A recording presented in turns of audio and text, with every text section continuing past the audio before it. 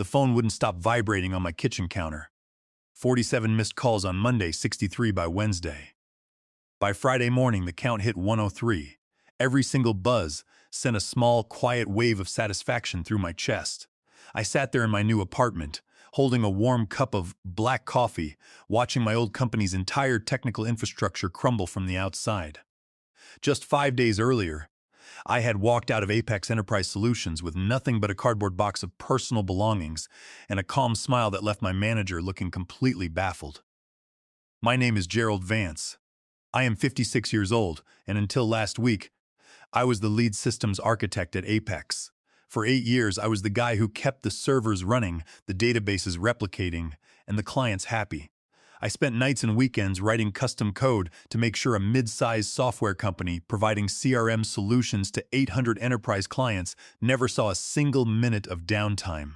Hospitals, logistics hubs, and local government offices relied on our platform. If we went down, real people suffered, but 5 days ago, my manager, Bradley Shaw, stood in front of the entire 24-person engineering team and announced that the senior systems architect promotion was going to Logan Pierce. Logan was 28 years old, could barely write a basic database query, and had been with the company for just 14 months. What Logan did have, however, was a very close relationship with our CEO, being his nephew, and a habit of playing golf with Bradley every Saturday morning.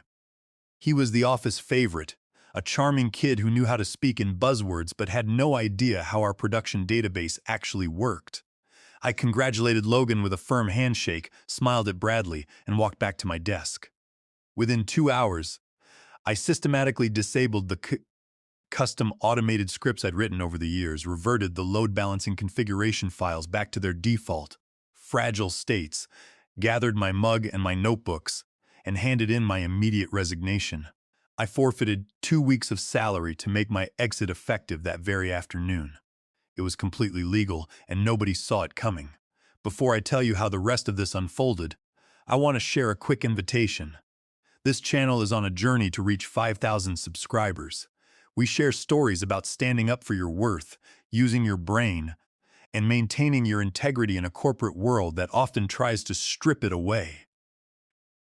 If that sounds like something you value, please hit that subscribe button. It helps us grow this community of self-respecting professionals. Growing up in a small town in Michigan, my father ran a local auto repair shop. He was the kind of man who would stay late, fixing a single mother's brakes for free and tell her to pay whenever she could. My mother managed the books and always made sure families who were struggling got a break on parts. They never got rich, but they earned the respect of the entire county. My dad once told me something that stayed with me my entire life. He said, "Gerald, people will always need someone competent to fix their messes. But there is a huge difference between being needed and being valued. If they only care about you when things are broken, they do not value you. They just do not want to be inconvenienced." For 8 years at Apex, I forgot that advice. I worked 60-hour weeks. When our old database architecture started buckling 3 years ago under the weight of new clients, I stayed up for 4 days straight to redesign the entire replication pipeline. I built custom monitoring tools that caught memory leaks before they crashed the servers. I wrote auto-recovery daemons that resolved deadlocks in under 30 seconds. I did all of this on my own initiative. I did not ask for overtime pay, and I did not brag about it. I just wanted to build something reliable. Bradley Shaw, my manager, always told me I was the backbone of the technical team. Every annual review was flawless, but every time I brought up a promotion or a market rate salary adjustment, Bradley had a list of reasons why we had to wait. Next quarter, after the big client onboarding, when the new budget cycle starts, 3 years of next time, then Logan Pierce was hired. Logan was charming, I will give him that. He brought donuts on Fridays, organized the office fantasy football league, and knew how to sound incredibly intelligent in executive meetings by repeating things he had heard me say the day before. He did not do actual work.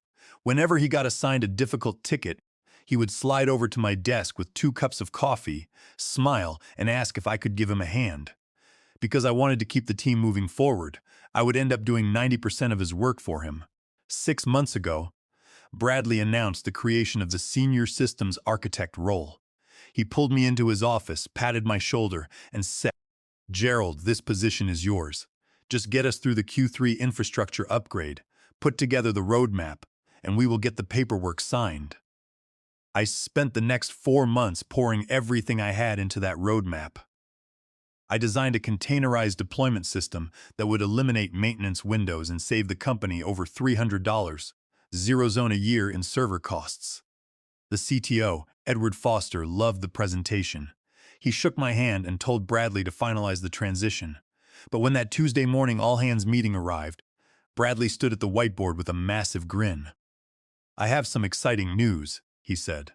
"To lead our technical strategy into the next phase, I am happy to announce that Logan Pierce is our new senior systems architect." The room went quiet. A few developers glanced at me, their eyes wide. Logan stood up, beaming, and gave a polished speech about synergy and strategic scaling. I clapped. I kept my face neutral. I did not argue and I did not show anger. But in that exact second, the blindfold fell off my eyes. I realized that my 8 years of loyalty meant nothing compared to Saturday morning golf and family connections. After the meeting, Bradley asked me to step into his office. He shut the door and looked slightly uncomfortable. "Gerald, I know you were hoping for this," he said. "But the senior architect role is highly visible. It requires someone with executive presence, someone who can interface with stakeholders and present a modern image of the company. Logan has those soft skills. We need you right where you are. You are the engine of this place. If we move you out of the day-to-day operations, the whole system might fall apart." He was telling the truth, but not in the way he thought. He wanted me to keep doing the heavy lifting, keeping the servers online, while his favorite took the credit, the title, and the salary bump. "I completely understand," I told him. Bradley looked incredibly relieved. "I knew you would. Gerald, you are a team player. We could not do this without you." I walked back to my desk and opened my personal bank account. I had lived frugally for years. I had enough savings to cover 15 months of expenses without changing my lifestyle. I checked my LinkedIn inbox. It was full of unread messages from recruiters. The demand for systems architects with my experience was massive. I had nothing to fear. I created a blank document and typed out my immediate resignation. I then opened my local repository. The automation scripts that kept the Apex databases synchronized were tools I had built on my personal laptop, using my own code. They were never officially documented as company intellectual property because Bradley had never bothered to ask for documentation. I did not delete the scripts. Sabotage is illegal, and I am a professional. I simply disabled the cron jobs that scheduled them to run. I reverted the database pool configurations to their default settings. I packed my personal notebook, my coffee mug, and my small desk clock into a box. At 2 p.m., I walked into Bradley's office and handed him the letter. I told him I was leaving immediately, effective that very hour, and that I was forfeiting my 2 weeks of salary as permitted by my contract. Bradley's face turned from confusion to absolute panic in a matter of seconds. "Effective immediately?" "Gerald, you cannot be serious," Bradley stammered, holding my signed resignation letter like it was a live grenade. "We have the Q3 deployment starting next week. The database replication cycles are already showing delays from the recent client import. You cannot just walk out." "I can, Bradley," I replied, keeping my voice calm and steady. "According to my contract, I can resign effective immediately by forfeiting 2 weeks of salary. I checked with HR this morning, and they confirmed the clause. The funds have already been deducted from my pending payout. But this is incredibly unprofessional." Bradley's voice pitched higher as his face flushed red. "After everything this company has done for you? We gave you a stable role. We supported your projects. And you are leaving us high and dry over a title change?" I looked at him, feeling a sudden wave of pity. For 8 years I had worked late nights, missed family gatherings, and solved countless high-severity incidents, only to be told that my contributions were just nuts and bolts and that I lacked the executive presence to be promoted. Bradley had never supported my projects. He had simply signed off on them after I did all the planning. "I am leaving legally, Bradley," I said quietly. "I have given this company 8 years of hard work. My resignation is final." I turned around and walked out of his office before he could say another word. It took me about 30 minutes to pack my few personal items, my Michigan Wolverines mug, a framed photo of my parents outside their shop, and my notebooks. A few developers walked by my cubicle, asking if I was just heading out early. I told them I was moving on to other opportunities. They looked shocked. They knew, even if Bradley did not, that I was the one who solved their midnight pages. As I was carrying my box toward the elevators, Logan Pierce intercepted me. He looked genuinely uncomfortable, holding a designer coffee cup. "Hey, Gerald," he said. "I just heard from Bradley. Look, man, I did not know you were up for the senior architect role. I did not mean to step on your toes." I looked at Logan. I knew he was not a bad kid, just a classic product of corporate nepotism who knew how to play the game better than he knew how to write code. He was out of his depth, and he did not even realize it yet. Congratulations on the new title. "Logan," I said, maintaining my professional tone. "I hope it goes well for you." "Thanks," he mumbled, shifting his weight. "Hey, is there any chance we could grab coffee next week? I want to pick your brain about the failover architecture. Bradley said you wrote some custom shell scripts, and I cannot seem to find any documentation on how the primary database handles failover to the standby cluster. All the production code is checked into the main repository. Logan," I replied with a polite smile. "I am sure you will figure it out. Good luck." I stepped into the elevator and watched the doors close on his worried face. When I walked out to the parking lot at 2:30 p.m. on Tuesday, the sun was shining, and the air felt remarkably clean. I loaded my box into the trunk of my car, got into the driver's seat, and just sat there for 5 minutes. No Slack notifications, no urgent alerts, no emails, just silence. It felt like a weight I had been carrying for a decade had suddenly been lifted off my shoulders. I turned the key in the ignition and drove home. The calls started the next morning. I was sitting at my kitchen table, reading a book, when my phone buzzed at 9 a.m. on Wednesday. It was Bradley. I let it ring. He did not leave a voicemail. 10 minutes later, he called again. This time he left a message. "Gerald, it is Bradley. We need to talk. We have a couple of synchronization errors on the Q3 staging cluster, and the junior developers do not know how to reset the database pool without dropping active sessions. Give me a call back as soon as you get this." I deleted the voicemail and went back to my book. By Wednesday afternoon, I had 4 calls from Bradley, 2 calls from Natalie, the HR director, and 1 call from the office desk of the CTO, Edward Foster. Edward had never called my cell phone in my entire 8 years at the company. I ignored all of them. Instead, I went out for a long run, took a hot shower, and treated myself to a nice steak dinner at a local place I had been meaning to try for months. I did not check my phone once during dinner. I went home and slept for 9 hours straight. It was the deepest sleep I had experienced in years. Thursday was even busier. Bradley called 6 times. Natalie called 4 times. Edward called twice. There were also a few texts from junior developers on my team, asking where I had saved the recovery manuals. I felt bad for the developers, but I knew that if I helped them, I would only be enabling Bradley to keep ignoring the structural issues he had created. I kept my phone on silent. I spent Thursday afternoon updating my resume and sending it to 3 tech recruiters who had reached out to me over the past month. All of them responded within an hour, eager to set up calls. One of them, a recruiter named Sarah, told me that Zenith Solutions, a direct competitor of Apex, was looking for a principal systems architect. She said they were willing to move fast for the right candidate. I scheduled a phone screening with her for Friday afternoon. By Friday morning, my phone notifications were stacked.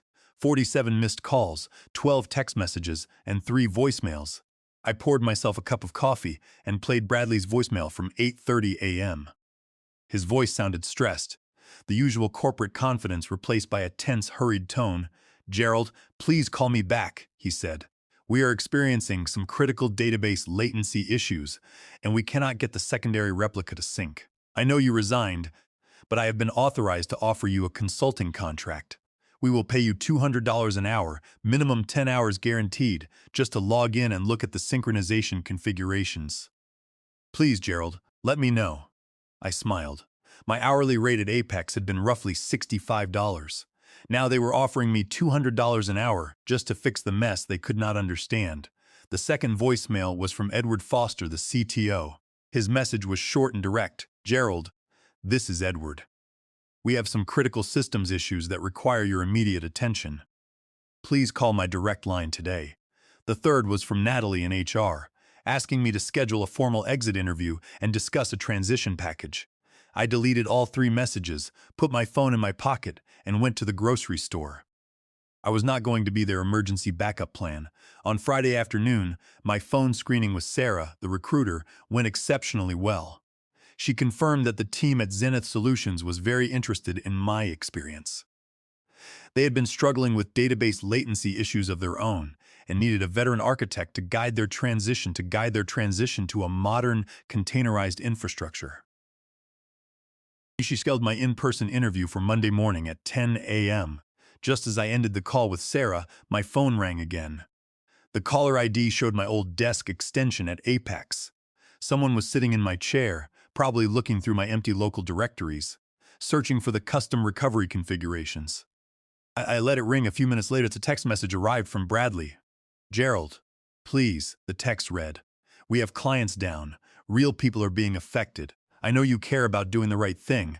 Help us out here and we can discuss whatever you want." Name your terms. I stared at the screen. Bradley was right about one thing.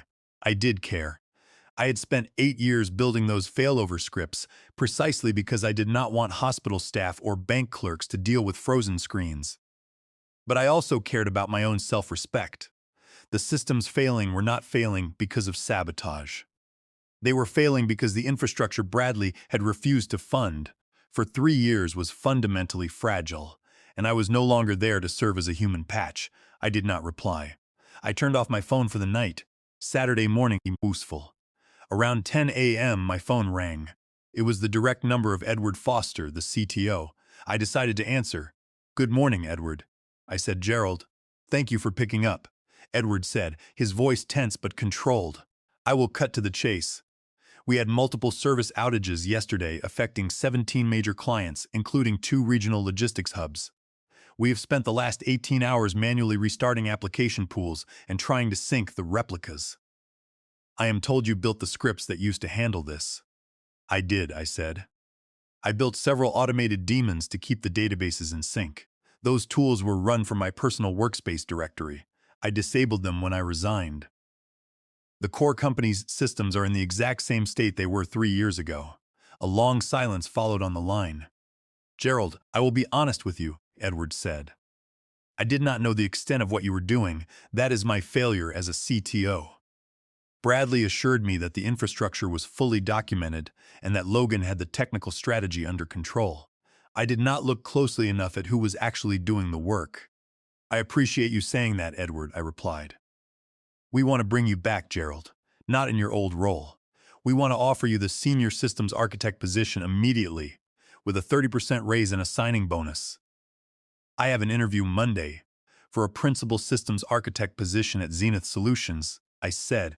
Edward did not hesitate. "Principal architect? We can match that. We will make it a 40% salary increase. You would report directly to me, completely bypassing Bradley." "What happens to Bradley?" I asked. "His judgment is being reviewed internally," Edward said. "And Logan? Logan is in over his head. He admitted it to me this morning. We would likely transition him to a project management role." "I need to think about it," I said. "I will let you know Monday." I hung up, feeling a strange mix of vindication and skepticism. But my quiet weekend did not last. At 7 p.m. on Saturday night, I received a call from Gordon Vance. Gordon was a 52-year-old senior database administrator at Apex, a dedicated engineer who had been with the company for 12 years. Despite sharing my last name, we were not related, but we had worked closely together for a decade. He was a good man with a daughter in college. When I answered, Gordon was practically in tears. "Gerald, they are letting me go," he said, his voice shaking. "Bradley and Logan just called me into a Zoom meeting. They told me I am being terminated for cause due to a negative performance review. They said my replication management was subpar." "Gerald, I have never had a bad review in 12 years. They are refusing to pay my severance, and they said if I contest it, they will flag my record for security negligence." I felt a cold anger settle in my chest. "What do you mean performance review?" I asked. "I reviewed your work last month, Gordon. You had a perfect score. They showed me a document with my signature on it, agreeing to the negative evaluation, Gordon whispered. But I never saw that document. I never signed it. And they are doing it to 14 other senior developers. All of us are over 50 years old. Suddenly, the pieces fell into place. Bradley and Logan were trying to cover up their technical failure by scapegoating the veteran engineers. More importantly, they wanted to execute a mass layoff to cut costs, making Logan's first week as senior architect look profitable to the board. By firing the 15 senior engineers for cause based on fabricated performance issues, they hope to avoid paying severance and circumvent the Federal Worker Adjustment and Retraining Notification Act, known as the Worker Adjustment and Retraining Notification Act, WARN Act, under Title 29 of the United States Code, Section 2101. The WARN Act requires a 60-day mandatory notice for mass layoffs affecting more than 33% of a company's workforce or more than 50 employees in a single site.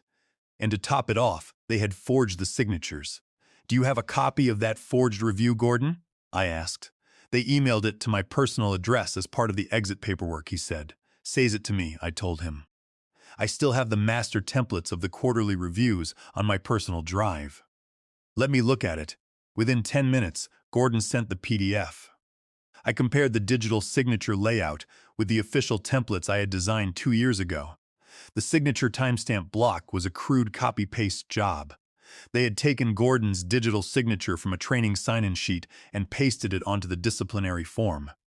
Under California Penal Code Section 470, forging a signature on a financial or employment document is a felony. I spent the rest of Saturday night and most of Sunday contacting the other 14 senior engineers who had been targeted. 8 of them responded immediately, forwarding their termination letters. All of them had the exact same forged signature stamp, and none of them had been given any prior warning. They thought they could bully a group of veteran engineers into silence. They did not realize that I had saved every single official review template, every system access log, and every database performance metric on my personal drive. I had the receipt for every line of code we had ever written. On Sunday evening, I drafted an email. I addressed it to Edward Foster, the CTO, and carbon-copied Natalie in HR, the company's legal department, and the regional investigator at the Federal Department of Labor.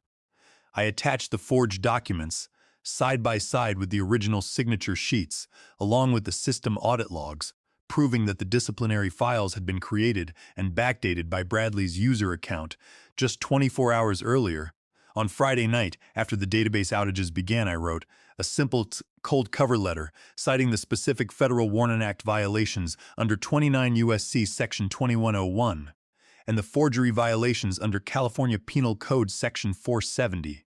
I demanded the immediate reinstatement of all 15 engineers with full back pay or a public lawsuit. I hit send at 8 p.m. on Sunday. The countdown had begun. On Monday morning, I woke up at 7 a.m., ironed my best suit, and made myself a quiet breakfast. My phone remained silent until 8:45 a.m. when the caller ID flashed with Edward Foster's direct office number. I took a slow sip of coffee and answered it.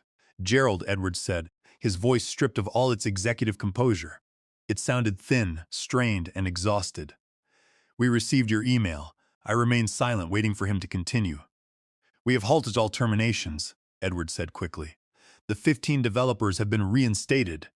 Effective immediately, the human resources team is reaching out to each of them to apologize and confirm that their records are completely clean. The disciplinary documents have been expunged from the system."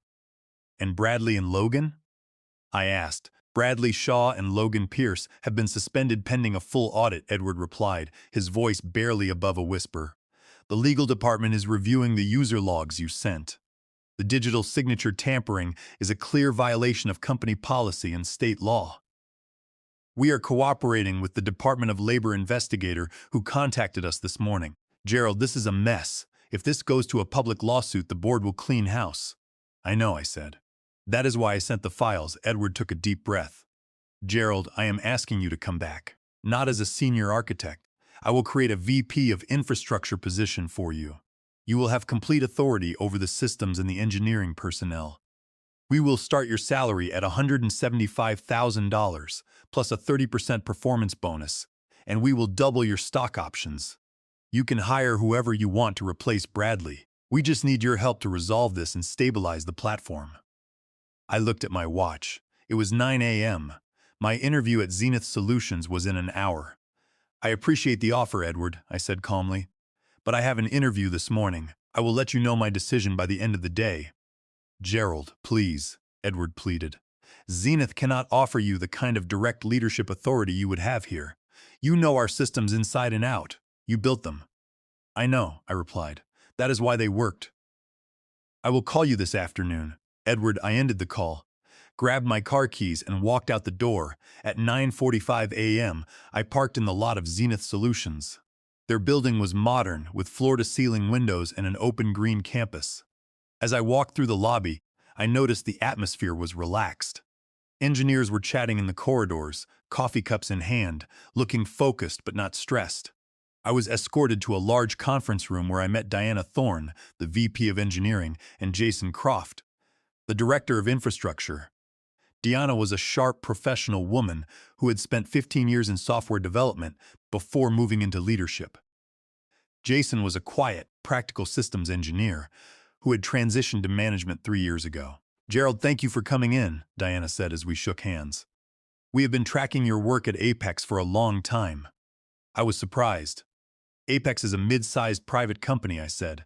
"I did not think our operational metrics were public." "We track uptime across the industry," Jason said, opening a laptop to show a graph. "When you took over the architecture at Apex 8 years ago, their availability was averaging 94%. Over the last 3 years, you kept them at 99.7%. That is a massive achievement for a legacy database cluster that was never designed to scale."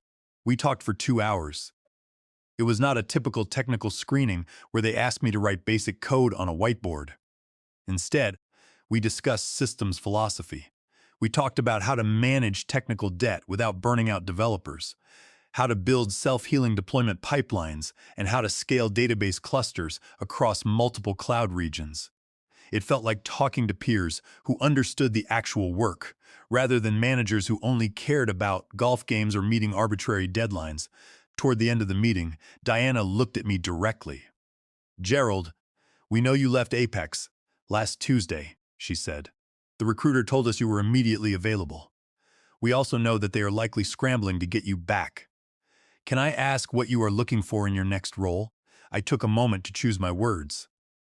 "I spent 8 years keeping a fragile system alive," I said. "I was needed because I could fix the fires, but I was not valued. The management only realized my contribution when the servers stopped running. I want to work somewhere that understands that good engineering is about preventing fires, not just putting them out." Jason nodded, a look of genuine understanding on his face. "That is why we invest so heavily in infrastructure," he said. "We do not want our engineers working midnight shifts." "We want to make you an offer today," Diana said. "We are offering the principal systems architect role. The base salary is $190,000, with a 20% annual bonus target and 15,000 shares of equity. We offer 4 weeks of paid time off, full health coverage, and a hybrid schedule where you can work from home 3 days a week, $190,000. That was 58% more than my base salary at Apex. The equity alone was worth more than any signing bonus Edward could offer." "I appreciate the offer, Diana," I said. "It is very generous. Can I have until 5 p.m. today to review the paperwork?" "Of course," she said, smiling. "We want you to be sure." I walked out to my car, sat in the driver's seat, and looked at the beautiful Michigan sky. I had 2 offers on the table. One was from Apex, offering me a VP title, $175,000, and the chance to rebuild a broken system. The other was from Zenith, offering $190,000, a healthy engineering culture, and a team that valued prevention over crisis management. I picked up my phone and called Edward Foster. "Edward," I said, when he picked up the line, "I have made my decision. I am going to decline the offer to return to Apex." Silence stretched over the phone for a long moment. I could hear the background noise of the Apex offices, the hum of servers, and the distant murmur of stressed voices. "May I ask why?" Edward finally asked, his voice quiet. "We are offering you the VP role, the salary, the resources. We are giving you everything you have earned. You are offering it now because you have to, Edward, not because you want to," I answered. You only realized my worth when the servers stopped running and the Department of Labor knocked on your door. There is a fundamental difference between being needed and being valued. My father taught me that if someone only values you when they are about to lose you, they do not really value you. They just do not want to be inconvenienced. Edward sighed. I understand. I cannot argue with that. I am sorry we failed to see it sooner. Before I go, I want to let you know something, I continued. The automation scripts are still in a repository in a directory called Gerald Vance Automation. I did not delete them, and I have re-enabled the scheduling configurations. I did not write those tools to impress Bradley. I wrote them because hospitals and local utility offices depend on your platform. You have my full permission to use and modify them. Any decent database administrator can maintain them, now that the replication pipeline is stable. That is incredibly generous of you, Gerald, Edward said, his voice thick with emotion. Thank you. And for what it is worth, I will make sure the audit is completed thoroughly. Bradley and Logan will face the consequences of their actions. I hope they do. Good luck, Edward. I ended the call, dialed Sarah, the recruiter, and told her I was accepting the offer from Zenith Solutions. I signed the contract that evening. I negotiated a start date 3 weeks out. I wanted some actual time to decompress, to clear my head of 8 years of accumulated stress. Those 3 weeks were a revelation. I woke up at 8 a.m. without checking my phone for database errors. I spent my afternoons hiking, reading, and visiting my parents at their shop in Ohio. I helped my father clean out his old tool racks and listened to him talk about the old days. I had forgotten what it felt like to just exist as a person rather than a systems administrator. My first day at Zenith Solutions was a complete contrast to my time at Apex. Diana Thorne gave me a personal tour of the engineering department. Jason Croft introduced me to the infrastructure team, a group of 8 talented engineers who seemed genuinely excited to have a veteran architect join them. My desk was set up with the exact equipment I had requested, along with a handwritten welcome note from the CEO. The systems at Zenith were in decent shape, but there was plenty of room for modernization. During my first month, I designed a containerization roadmap to migrate their legacy databases to a high-availability Kubernetes cluster. When I presented the plan to Jason, he did not tell me to wait or list budget excuses. Instead, he immediately allocated 2 junior developers to assist me. This is exactly the kind of architecture design we hired you for, Gerald, Jason said. Let us know if you need more server resources. We want this done right, not cheap. By the end of my first 6 months, deployment times were down by 40%, and database failovers were fully automated. Diana called me into her office on a Friday afternoon. Gerald, we are expanding the infrastructure department, she said. Jason is moving up to Director of Platform Engineering, and we want to promote you to Director of Infrastructure to lead the new scaling initiative. You two will be peers, reporting directly to me. I walked out of her office in a daze. At Apex, a promotion like this would have taken 5 years of political maneuvering and golf matches. At Zenith, it took 6 months of doing good work. The difference was not my skills, it was the environment. 2 years after leaving Apex, Zenith Solutions went public. The stock options I had been granted were worth enough to pay off my mortgage and secure my retirement. I was now the VP of Infrastructure, leading a global team of 43 engineers. We were regularly invited to present our scaling models at international tech conferences. On the 2nd anniversary of my departure from Apex, my team threw a surprise office party. They had ordered a cake with frosting that read, 2 years of not answering their calls. We all laughed and someone shouted for a speech. I stood up looking at the faces of the engineers I had hired, mentored and supported. 2 years ago, I was at a company where I was essential but invisible, I said. I was loyal to a fault and it was never returned.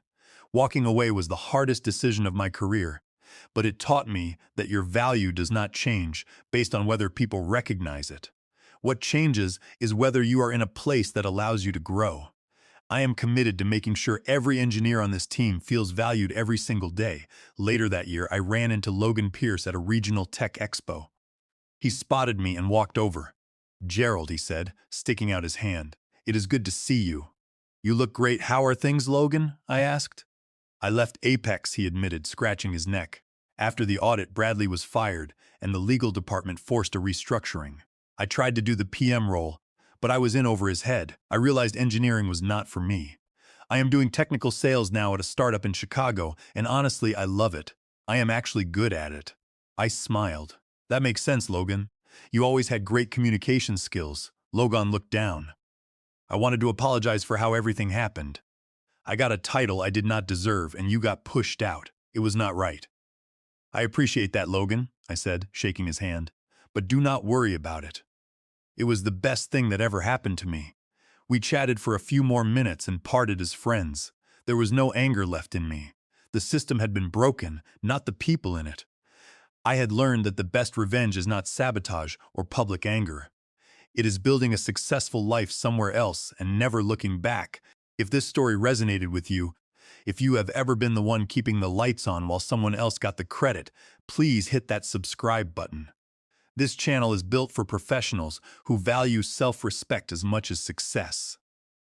Go build something excellent, and never settle for being needed when you could be valued instead.